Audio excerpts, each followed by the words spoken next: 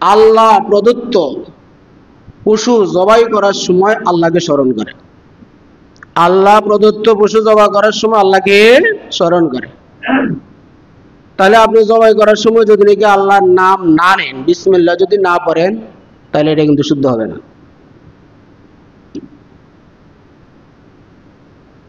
একটা জিনিসকে উৎসর্গ করতেছেন, ওই সময় কিন্তু আল্লাহর নাম নিতে হবে, তখন আল্লাহ রাজি থাকবেন, খুশি হবে। আল্লাহ পাক নিজে বলছেন, ওয়ালিকুল্লি উম্মাতিন জাআলনা মানসাকান, প্রত্যেকটা উম্মতের জন্য আমি মানসাকান কুরবানি নির্দিষ্ট করেছি, লিয়াযকুরু ইসমাল্লাহি আলা মা রাযাকাহুম মিন বাহিমাতিল আনআম, যাতে করে তারা আল্লাহ প্রদত্ত পশু জবাই করার সময় আল্লাহর নাম নেয়। এজন্য আল্লাহর নাম দিয়ে কোরবানিটা আমাদেরকে করতে হবে। কোরবানির দিনই কোরবানি করাটাই অন্যান্য সমস্ত আমলের থেকে বেশি প্রিয় হলো কোরবানি করাটা। রাসূলুল্লাহ সাল্লাল্লাহু আলাইহি ওয়াসাল্লাম বলেন, ওয়ান আনাস রাদিয়াল্লাহু তাআলা আনহু قال أن رسول الله صلى الله عليه وسلم قال ما عمل آدمي من عمل يوم النحر أحب إلى الله من إراق الدم وإنه ليأتي يوم القيامة بقرونها وأشعارها وأظلافها وإن الدم ليقع من الله بمكان قبل أن يقع من الأرض فطيبوا بها نفسا। বিশিষ্ট সাহাবী হযরতে আনাস রাদিয়াল্লাহু তাআলা আনহু থেকে বর্ণিত, উনি বলেন যে রাসূলুল্লাহ সাল্লাল্লাহু আলাইহি ওয়াসাল্লাম বলছেন, কোরবানির দিন কোরবানি করাটাই আল্লাহর কাছে সমস্ত আমলগুলো থেকে বেশি প্রিয় আমল হলো, বান্দার জন্য বেশি প্রিয় আমল হলো একমাত্র জবাই করাটা। এই পশু কিয়ামতের দিন তার শিং, চুল, নখ ইত্যাদি নিয়ে উঠবে, আপনার পক্ষে সাক্ষী দিবে যে আল্লাহ আপনি এটা কোরবানি ওয়াজিব করেছেন, সেটা এই বান্দা পালন করেছে। কোরবানির পশু যদি আপনার নিয়তটা খালেস থাকে, পশুর রক্ত জমিনে পড়ার আগেই এটা আল্লাহ পাকের কাছে মকবুল হয়ে যাবে। এজন্য রাসূল করিম সাল্লাল্লাহু আলাইহি ওয়াসাল্লাম বলেন, ফাতিবু বিহা নাফসা, আনন্দ চিত্তে কোরবানি করো, অন্তরের মধ্যে কোনো ত্রুটি রাখবা না, আনন্দ চিত্তে কোরবানি করো। অন্য হাদিসের মধ্যে আছে, রাসূল সাল্লাল্লাহু আলাইহি ওয়াসাল্লাম বলেন যে আজকে সর্বপ্রথম কাজ হলো কোরবানি করাটাই। এর জন্য আমরা কোরবানি করব, কিন্তু আগে নামাজ পড়তে হবে। ঈদের নামাজের আগে যদি কেউ কোরবানি করে, এই কোরবানি কিন্তু বৈধ হবে না। ঈদের নামাজের পরে কোরবানি করলে ফাকাদ তাম্মা নুসুকু, তার কোরবানিটা পরিপূর্ণ হবে। আর আগে যদি কোরবানি করেন ফাইন্নাহু কদ্দামা লাহমান, সে নিজের পরিবারের জন্য এটাকে দেখা যাচ্ছে কোরবানি করছে, এটা আল্লাহর সন্তুষ্টির জন্য হবে না। এখন দুই একটা জরুরি মাসালা বলতেছি। জবাই করার সময় যত শরীক আছে, সব শরীকগুলো জবার সময় উপস্থিত থাকাটা ভালো, সম্ভব হলে উপস্থিত থাকবে, না হলে কোনো অসুবিধা নেই।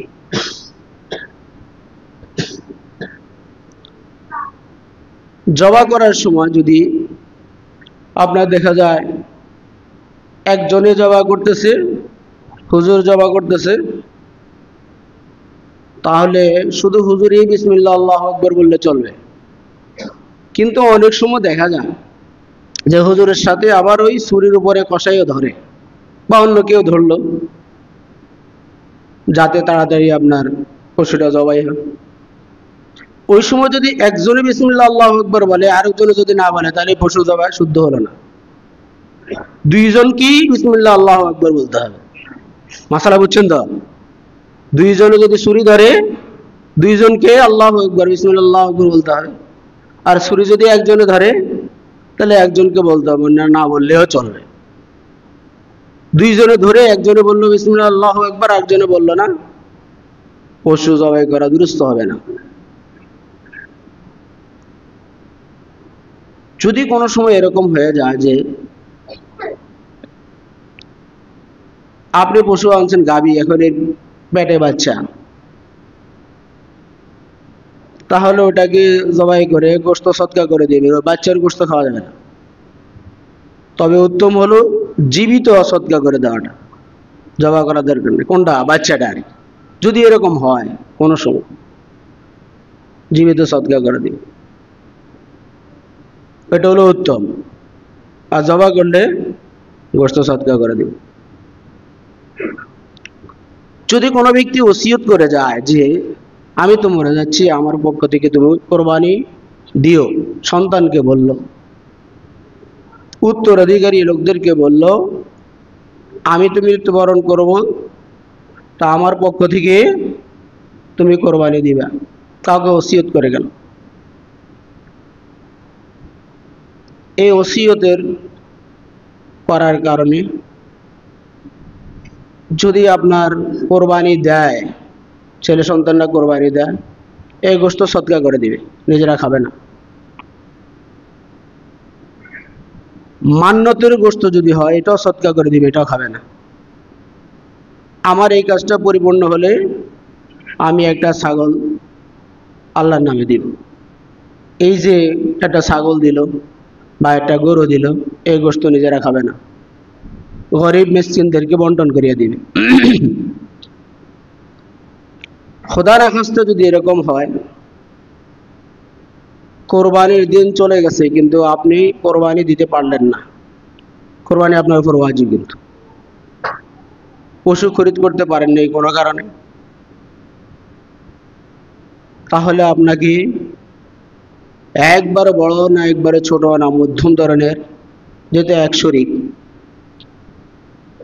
একটা বকরির মূল্য সদকা করে দিতে হবে, একটা বকরির মূল্য সদকা করে দিতে হবে।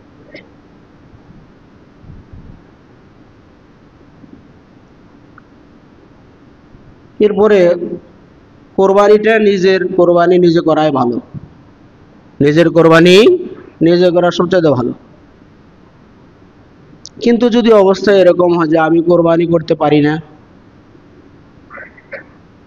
কোরবানির 4টা রগ যদি নাকি কাটা হয়, কমপক্ষে 3টা রগ কাটলেও কোরবানি হয়ে যাবে। শ্বাসনালী, খাদ্যনালী আর এইদিকে ওইদিকে 2টা মোটা রগ আছে, এই 4টার মধ্যে 3টা কাটা গেলেই কোরবানি হয়ে যাবে। এখন কেউ যদি কোরবানি করতে না পারে, তাহলে অন্যের হাতে কোরবানি করে, অন্যের মাধ্যমে, সেটা হুজুর হোক কসাই হোক, কোরবানি করে নেবে। এই ক্ষেত্রে আমাদের একটা ভুল হয়, সেটা হলো যে দেখা যাচ্ছে যে কোরবানি যে করলো, তা আমরা বলি যে মাদ্রাসায় চামড়াটা দিয়ে দিছি, এখন জবা করার পারিশ্রমিক দেওয়া লাগবে না, এটা কিন্তু ভুল। মাদ্রাসার চামড়া আপনি দিচ্ছেন, এটা হলো গরিব মিসকিনের হক। আর আপনার পশু যে জবাটা করতেছে তার পারিশ্রমিক দেওয়া, এটা হচ্ছে তার হক। আমি 2 লক্ষ টাকা দিয়ে পশু আনলাম, আর যিনি জবা করলো তাকে 500 টাকা 1000 টাকা দিতে পারতেছি না, এটা কেমন কথা হলো? বুঝছেন কথা? 2 লক্ষ টাকা দিয়ে পশু কিনলাম, কিন্তু জবাইকারীকে, ওই হুজুরকে আমি 500 টাকা দিচ্ছি না, এটা আসলে লজ্জাজনক। কেউ যদি নাকি চামড়ার পরিবর্তে, গোশতের পরিবর্তে, তার মানে আমার পশুটা জবা করছে, হুজুরকে আমি 2 কেজি গোশত দিয়ে দিলাম, চামড়া দিয়ে দিলাম, এটা বৈধ হবে না। চামড়া গরিব মিসকিনকে দিবেন, আপনি হুজুরকে গোশত দিতে পারেন, কিন্তু এটা কিন্তু জবার পরিবর্তনে নয়, এটা আপনি আল্লাহর রাস্তে হাদিয়া দিয়ে দিলেন, এটা আরেক মাসালা। কিন্তু জবাইকারীকে আপনি অবশ্যই হাদিয়া কিছু দিয়ে দিবেন, 500 হোক 1000 হোক, এটা আপনি দিয়ে দিবেন। 1 লাখ টাকার গরু কিনতেছি আমি, 2 লক্ষ টাকার গরু কিনতেছি, 500 টাকা দিব না, এটা কেমন কথা? তাহলে ওইটা হলো আলাদা মাসালা। এটা আপনি হয়তো বলতে পারেন যে হুজুরে খাওয়ার জন্য না, আপনি যার হাতেই জবাই করেন, মাসালা যেটা সঠিক এটা বলে দিলাম, যে জবাই করুক না কেন তাকে পারিশ্রমিক দিতে হবে কোরবানির। আপনি গোশত দিয়ে দিবেন এটা হবে না, চামড়া দিয়ে দিবেন এটা হবে না, এটা হচ্ছে আলাদা গরিব মিসকিনের হক। বাকি আমাদের মাদ্রাসা এখানে যেহেতু এই এলাকার মধ্যে আপনারা অবশ্যই সকলেই এখানে চামড়াটা দিয়ে দিবেন। চামড়ার দাম আবার অনেকজন কয় যে হুজুর আমাদেরকে 1000 টাকা দেন, চামড়া তো এখন 1350 টাকা সরকারি পক্ষ থেকে ঘোষণা। আমরা যতটুকু সন্ধান করে দেখতে পাইলাম যে চামড়া 500-600 টাকার উপরে দাম নেই, কেউ নিতে চায় না। ওইটা যেটা বলছিল সেটা হচ্ছে বড় গরু লবণযুক্ত, একটা চামড়ার মধ্যে লবণ দিতেও 350 টাকা লাগে, এরপরে আরো বিভিন্ন খরচ টরচ আছে। অতএব কারণে যে আপনারা যে মনে করতেছেন চামড়া একটা মনে হয় যে এবার 2000 টাকা হয়ে যাবে, তা নয়। চামড়ার দাম কিন্তু কম। এর থেকে যদি আপনি আবার 500 টাকা নিয়ে যান তো তার টাকায় থাকবে না। অতএব কারণে পুরা চামড়াটাই মাদ্রাসায় গরিব মিসকিনদেরকে দিয়ে দিবেন মিসকিনের হক হিসেবে। আগামীকাল যেহেতু ঈদ, ঈদের কিছু সুন্নত আছে, এই সুন্নতগুলো এখন বলতেছি। 1 নম্বর সুন্নত হলো সকাল সকাল ঘুম থেকে উঠতে হবে। আপনি যদি নাকি ফজরের নামাজ না পড়ে ঈদের নামাজ পড়েন তো ফজর হলো ফরজ, ঈদ হলো ওয়াজিব, নাকি? মর্যাদা কার বেশি? এই জন্য সকাল সকাল উঠতে হবে, ওইটা ফজর নামাজ পড়তে। আবার এর দ্বারা এটা মনে করিয়েন না যে ঈদের দিনে ফজর নামাজ পড়তে বলছে হুজুর অন্য দিন লাগবে না, এটা নয়। প্রতিটা ফরজেই হাজার হাজার কোটি কোটি সুন্নতকে এক পাল্লায় দিলে এক ফরজের সমতুল্য হবে না। এক মেহমান এক বাড়িতে গিয়েছিল, এখন খালি সালাদ দেয়, সালাদ, তাও মূলা মূলা, একবার দিস আরেকবার দেয় আরেকবার দেয়। তো বেচারা খালি তাকায় মেজবানের দিকে, গোস্ত কখন আসবে, না গোস্ত দেয় না। কোন দিকে এই সালাদটা কি গোস্ত ছাড়া স্বাদ হয় নাকি? গোস্তের সাথে না সালাদ খালি একটু ভালো লাগে নাকি? গোস্তে নাই তো সালাদের কোনো মূল্য আছে? আপনার ফরজে নাই, সুন্নতের কোনো মূল্য আছে? কোনো মূল্য থাকবে না। আগে ফরজ, তারপরে সুন্নত ওয়াজিব যা আছে ইত্যাদি এগুলো। তাহলে সকাল সকাল সকাল ঘুম থেকে উঠতে হবে। 2 নম্বর রাসূলুল্লাহ সাল্লাল্লাহু আলাইহি ওয়াসাল্লামের একটা সুন্নত মিসওয়াক করা। মিসওয়াক করতে হবে ভালো করে, বা ব্রাশ করে নেবেন। অনেকজন এরকম দেখা যায় খুব পোষবাস, পোশাক আদি খুব ভালো, কিন্তু উনি যখন নাকি একটা মুসল্লির সাথে দাঁড়ায় সুবহানাল্লাহ কয়, মুখ থেকে এত দুর্গন্ধ বের হয় আর দাঁড়ানো যায় না। এটা একমাত্র এই কারণে যে এই মেসওয়াক করেনি। মেসওয়াক মুখের দুর্গন্ধ দূর করে। রাসূলুল্লাহ সাল্লাল্লাহু আলাইহি ওয়াসাল্লাম মেসওয়াক করার জন্য বারবার বলছেন, এজন্য মেসওয়াক করবেন, মুখ পরিষ্কার করে নেবেন। 3 নম্বর সুন্নত হলো ভালো করে গোসল করা, ভালো করে গোসল করে নেবেন। 4 নম্বর সুন্নত হলো সামর্থ্য অনুযায়ী উত্তম পোশাক পরিধান করা। কারণ আজকে বাড়িতে গিয়ে বলবে যে হুজুর তো উত্তম পোশাক পরিধান করতে বলছে, তাই একজনের কাপড় চুরি করে আপনি গায়ে দিবেন, এটা হবে না। আরেকজনের লুঙ্গি চুরি করে, আরেকজনের জামা চুরি করে আপনি ঈদের নামাজ পড়বেন, এটা হয় না। আপনার যতটুকু আছে এর মধ্যে যেটা ভালো ওইটা আপনি পোশাক পরিধান করে আসবেন, তাহলে উত্তম পোশাক, সামর্থ্য অনুযায়ী উত্তম পোশাক পরিধান করতে হবে। এরপরে সুন্নত হলো 5 নম্বর সুগন্ধি ব্যবহার করা, আতর, এতটা তো থাকলে এগুলো একটু ব্যবহার করবেন, আতর ব্যবহার করতে হবে। এরপরে ঈদগাহর মাঠে আপনি আসবেন, 6 নম্বর সুন্নত যেটা, এক রাস্তা দিয়ে আসবেন আরেক রাস্তা দিয়ে যাবেন, এটা যদি সম্ভব হয়। রাস্তা যদি দুইটা থাকে, রাস্তা যদি একটা থাকে তাহলে আপনি কি করবেন নাকি? তা আসার সময় ডান পাশ দিয়ে আসবেন, আবার যাওয়ার সময় আরেক পাশ দিয়ে যাবেন নাকি? তাহলে এক পাশ দিয়ে আসা, এক রাস্তা দিয়ে আসা আরেক রাস্তা দিয়ে যাওয়া, এটা একটা সুন্নাত। তাকবীর বলতে বলতে আসা, আল্লাহু আকবার আল্লাহু আকবার, লা ইলাহা ইল্লাল্লাহু আল্লাহু আকবার আল্লাহু আকবার ওয়া লিল্লাহিল হামদ। এ হলো মোটামুটি মোটা কিছু সুন্নতের কথা বললাম। আরেকটা জিনিসের দিকে আমাদের লক্ষ্য রাখা দরকার। قال رسول الله صلى الله عليه وسلم نظفوا أفنيتكم। আগামীকালকে দেখা যাচ্ছে অনেকজনে পশু কোরবানি করবে, তো এখন রক্ত রাস্তার মধ্যে পড়ে থাকবে, ওই যে নাড়ি বুড়ি কতগুলো আছে রাস্তায় পড়ে থাকবে, রাস্তা দুর্গন্ধ হয়ে যায়, আর একটা মানুষ আসতে কষ্ট পাবে, এটা যেন না হয়। রাস্তাকে নিজ জিম্মাদারিতে আমরা আমাদের এই ময়লা আবর্জনা এগুলিকে পরিষ্কার করব, কারণ আমার কারণে আরেকটা লোক যদি কষ্ট পায় এটা হারাম। মায়খর মুসহাফ বসওয়াত সুন্দর কাবাজান সাকিনে বুদখানা বাসো মর্দমা জারি মাকুন। একটা মানুষের মনে আঘাত দেওয়া কত মারাত্মক। কবি বলেন কোরআন শরীফ জ্বালিয়ে দাও, কাবা শরীফে আগুন লাগাও, মূর্তি পূজার জায়গার মধ্যে বসবাস করে থাকো, অত গুনাহ হবে না যত গুনাহ একটা মানুষের মনে আঘাত দিলে হবে। আপনার কোরবানির কারণে ভালো লোকেরা দেখা যাচ্ছে মসজিদে আসতে কষ্ট পাচ্ছে, এটা হারাম কাজ করলেন। অতএব কারণে নিজের পশুর যেই ময়লা আবর্জনা আছে নিজেরাই পরিষ্কার করে ফেলব। ইন্নাল্লাহা জামিলুন ইউহিব্বুল জামাল, ইন্নাল্লাহা জামিলুন ইউহিব্বুল জামাল।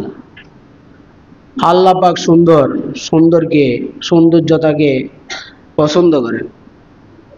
ইন্নাল্লাহা নাযীফুন ইউহিব্বুন নাযাফাত, আল্লাহ পাক পরিষ্কার পরিচ্ছন্ন, আর পরিচ্ছন্নতাকে আল্লাহ তাআলা মুহাব্বত করেন, ভালোবাসেন।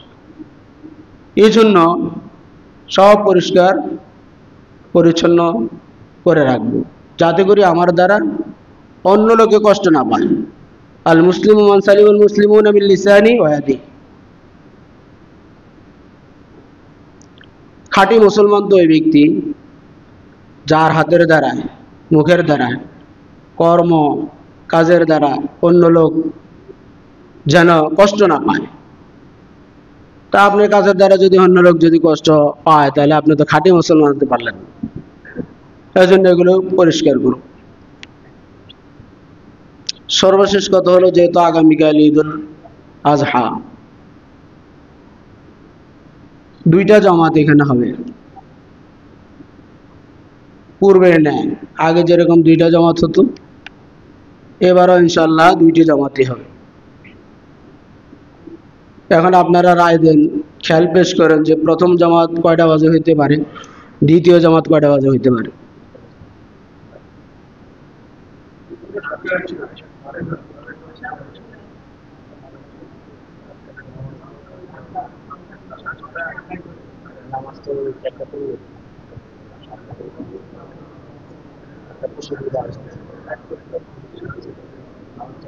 আল্লাহ, আচ্ছা যাক, শুনেন, সকলে খেয়ালে ভালো। বাকি কথা হলো, আমাদের আশেপাশে যে মসজিদগুলো আছে সেগুলোর খোঁজ খবর নিয়ে যতটুকু জানতে পারলাম, অধিকাংশ মসজিদের মধ্যে 7টা বাজে। অতএব আমাদের এখানেও প্রথম জামাত 7টা বাজে, জাস্ট 7টা বাজে দাঁড়িয়ে যাবে। 6:30 থেকে ওয়াজ নসিহত যায় শুরু হয়, 7টা বাজে দাঁড়িয়ে যাবে। আর দ্বিতীয় জামাত 8টা বাজে দাঁড়িয়ে যাবে, 7:30 থেকে ওয়াজ নসিহত যা করার এগুলো শুরু হবে, ঠিক 8টা বাজে দাঁড়িয়ে যাবে। ঠিক আছে তো ইনশাল্লাহ? তাহলে প্রথম জামাত সকাল 7টা, দ্বিতীয় জামাত 8টা। আমরা একজন আরেকজনকে বলে দিব, কেউ যদি প্রথম জামাতে আসতে না পারে তাহলে দ্বিতীয় জামাতে শরীক হবে নাকি? পারবো তো ইনশাআল্লাহ? আল্লাহ পাক আমাদেরকে তৌফিক